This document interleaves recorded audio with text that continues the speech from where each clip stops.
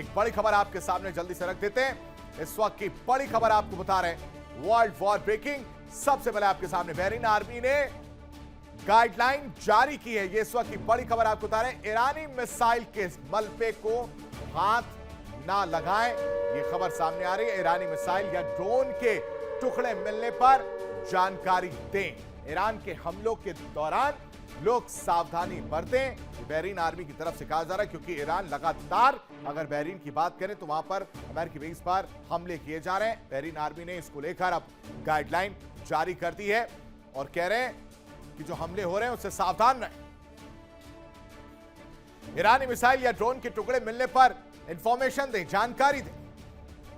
Iran के हमले के दौरान पूरी तरह से सावधानी बरतें और अपने आप को बचाते हुए नजर आए। यानी ईरान और अमेरिका ने एक बार फिर से अपने हथियारों को धार देना शुरू कर दिया। हालांकि दोनों देशों ने पहले हथियारों का जखीरा जुटा लिया था और अब उस बारूद को एक दूसरे पर फोड़ने की कवायद तेज होती दिख रही है। मौके का इंतजार किया जा रहा है। एक और ईरान अपने घातक हथियारों और ड्रोन के साथ जंग के मैदान में तैयार खड़ा है, तो वहीं दूसरी ओर अमेरिका भी कह रहा है कि उसके पास ईरान के हमलों की काट है। ये सारी कहानी जो है वो देखने को मिल रही है। जंग के मैदान में ये सब नजर आ रहे हैं, लेकिन सबसे जरूरी हो जाता है यहां समझना कि आखिर कौन कहां खड़ा है युद्ध में। ईरान की अगर हम बात करें तो अपने मिसाइल और ड्रोन नेटवर्क पर इस वक्त ईरान जो है वो पूरी तरह से निर्भर नजर आ रहा है। ये ईरान की इस वक्त की तस्वीर है, हालिया तस्वीर है, और इन्हीं मिसाइलों और ड्रोन के जरिए वो हमले कर रहा है, नुकसान पहुंचाने का काम कर रहा है। चाहे वो कुवैत हो, बहरीन हो या इराक, हमले किए जा रहे हैं। और तो और ईरान को सहयोगी देशों का समर्थन वाली कहानी भी जो है वो देखने को मिल रही है।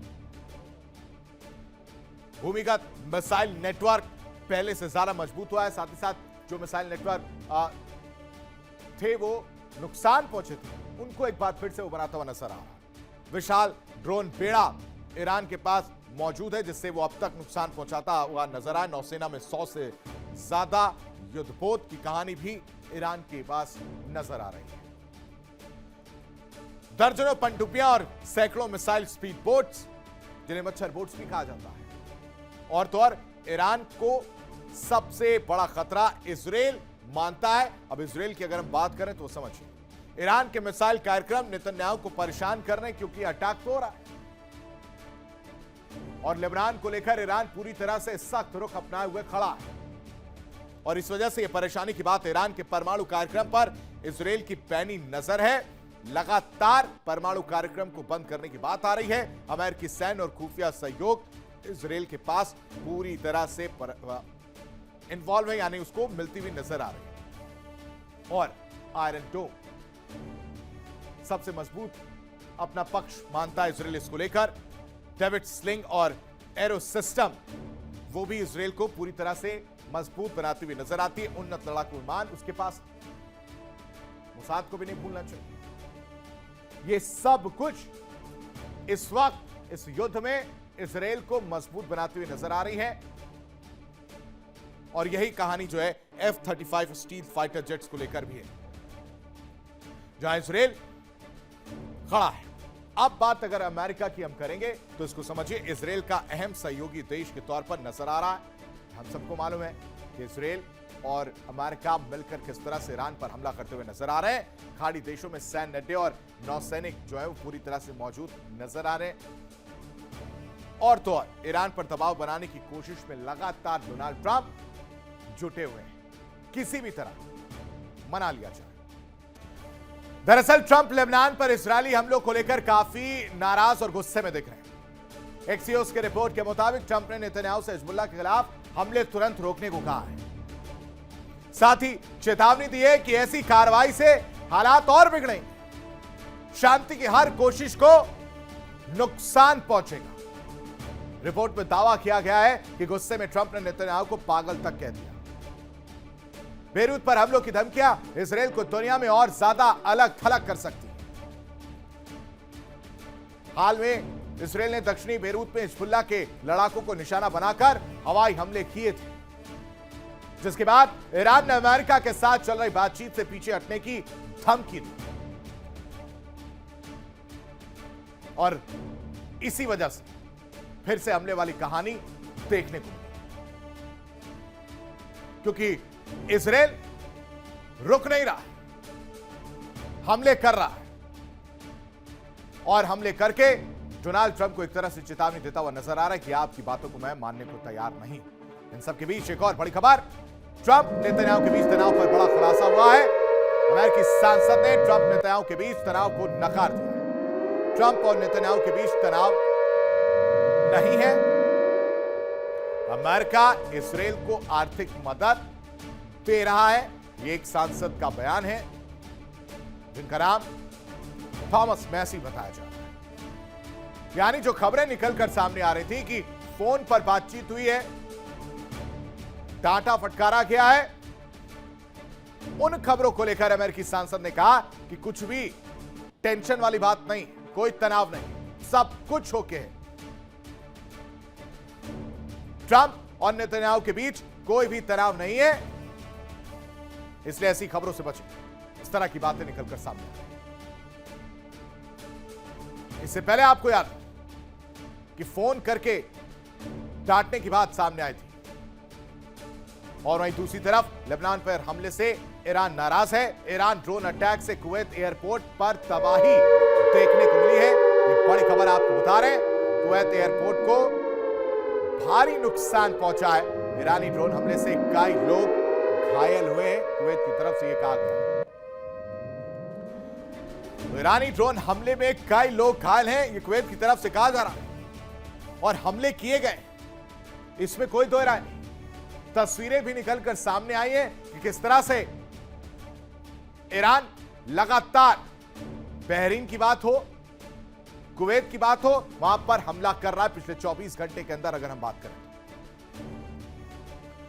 ईरानी ड्रोन अटैक से कुवैत एयरपोर्ट पर अफरा तफरी का माहौल देखने को मिला और उधर IRGC ने फिर से अमेरिका को आंख दिखाई। समुद्र में एक कार्गो शिप पर हमला कर ईरान ने बता दिया है कि उसे कमजोर समझने की भूल ना करें। ईरान अब भी अमेरिका और इसराइल दोनों को करारा जवाब दे सकता है। ईरान आज भी उतनी मजबूती के साथ अमेरिका और अपने दुश्मनों के सामने सीना तान कर खड़ा है जैसे पहले खड़ा था। ईरान के इस रुख ने ट्रंप को टेंशन में पूरी तरह से डाल दिया है। रिपोर्ट देखिए।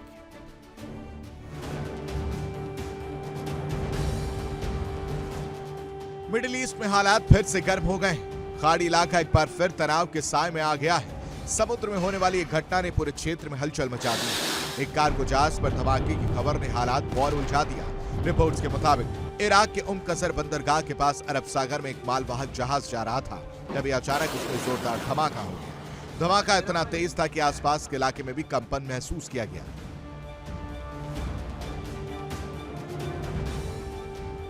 बताया जा रहा है कि जहाज के एक हिस्से में टक्कर जैसी स्थिति बनी और फिर विस्फोट हुआ। इस बीच ईरानी मीडिया की तरफ से दावा किया गया कि इस पूरे मामले के पीछे इस्लामिक रिवॉल्यूशनरी गार्ड कॉर्प्स यानी IRGC का हाथ है। दावा किया है कि उन्होंने एक पनामा झंडे वाले जहाज को क्रूज मिसाइल से निशाना बनाया। साथ ही से पहले हुए किसी हमले का जवाब बताया गया है, यानी एक तरह से बदले की कार्रवाई का दावा किया गया है।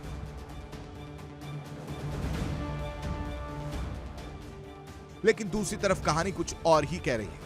अंतर्राष्ट्रीय समुद्री सुरक्षा एजेंसी और शुरुआती जांच रिपोर्ट्स में कहा जा रहा है कि किसी मिसाइल हमले का पक्का सबूत नहीं। UKMTO जैसी एजेंसियों के मुताबिक अभी तक ऐसा कुछ नहीं मिला जिससे साफ हो कि जहाज पर बाहर से हमला किया गया हो। सबसे राहत की बात यह रही कि जहाज पर सवार सभी लोग सुरक्षित हैं और किसी की जान को नुकसान नहीं हुआ।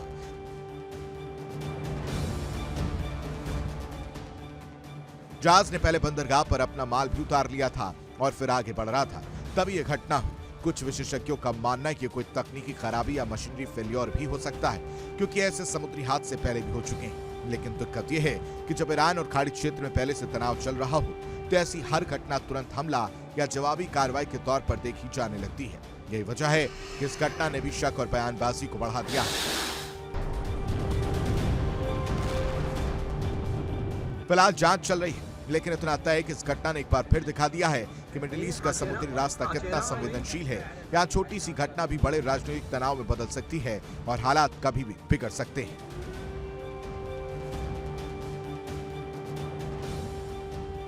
Bureau report, India daily.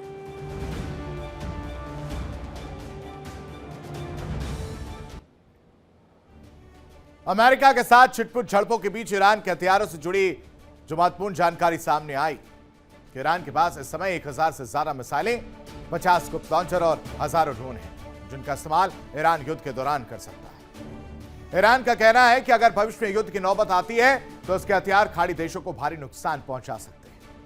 Iran की नजर संयुक्त अरब अमीरात, कुवैत, बहरीन और सऊदी अरब पर है। एक रिपोर्ट के मुताबिक युद्ध के दौरान अमेरिका ने ईरान के 69 गुप्त लॉन्चरों को नष्ट कर दिया था। इनमें से 50 लॉन्चरों को ईरान ने फिर से सक्रिय और उपयोग के लिए तैयार कर दिया है। इन लॉन्चरों के साथ ईरान के पास करीब 1000 मिसाइलें मौजूद हैं। वहीं ईरान के पास हथियारों का जखीरा समझने की जरूरत है। करीब 3000 बैलिस्टिक मिसाइलें बताई जा रही हैं कि वो ईरान के पास इस वक्त मौजूद हैं। 70% हथियारों का जखीरा लगभग ईरान ने हासिल कर लिया है। ये भी कहानी निकलकर सामने आ रही है क्योंकि ईरान के पास इस समय करीब 2100 मिसाइलें मौजूद हैं। और तो और 100 मिसाइल लॉन्चर ईरान के पास इस वक्त है। 50 गुप्त रूप से मिसाइल लॉन्चर पूरी तरह से एक्टिव हैं, सक्रिय हैं। ईरान के पास हजारों की संख्या में शाहिद ड्रोन है जो कि बेहद खतरनाक माने जाते हैं और इस युद्ध में इनका इस्तेमाल बेधड़क किया गया है। ये कहानी शाहिद ड्रोन के जरिए हमले किए गए। दूसरी ओर चीन रूस ने ईरान की मदद की है। हथियारों के निर्माण में चीन की कंपनियों ने ईरान की मदद की है। हथियार बनाने के लिए जो पार्ट्स थे वो चीन ने ईरान को दिए। चीन से मिलने पार्ट्स की मदद से ईरान ने सस्ते रॉकेट और मिसाइलें बनाई हैं, यानी कम खर्च में पूरी तैयारी की गई। हथियारों का जखीरा जुटाने में चीन ने ईरान की पूरी तरह से मदद की है। इसके अलावा रूस ने भी ईरान को हथियार बनाने में मदद की है, यानी चीन और रूस जो है वो साथ में ईरान की मदद करते हुए नजर आ रहे हैं। मिसाइल और ड्रोन बनाने के लिए रूस ने पार्ट्स जो हैं उसके वो अलग अलग वो भी देते हुए नजर आए। चीन रूस को ईरान का सहयोगी मुल्क माना जाता है क्योंकि ये कहानी भी देखने को शुरुआत में आई थी। देखिए इंडिया डेली 24/7 अब आपकी स्मार्ट टीवी पर। इंडिया डेली मौजूद है सभी डिजिटल प्लेटफॉर्म पर लाइव और लगातार। इंडिया डेली 24/7 हर दिन राष्ट्र को समर्पित।